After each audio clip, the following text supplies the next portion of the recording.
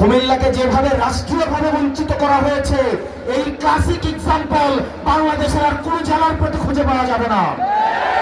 বিপ্লবী কুমিল্লাবাসী, আপনারা দেবিদ্বার থেকে এসছেন, বুড়িচং থেকে এসছেন, চান্দিনা, লালমাই, ব্রাহ্মণপাড়া, বুড়িচং, আমাদের দাউদকান্দি, চট্টগ্রাম, হোমনা, কুমিল্লা সদর, সদর উত্তর, দক্ষিণ থেকে আপনারা এসছেন, মহানগর থেকে এসছেন, আপনারা লালমাই থেকে এসছেন, বরুণা থেকে এসছেন, বুড়িচং থেকে এসছেন।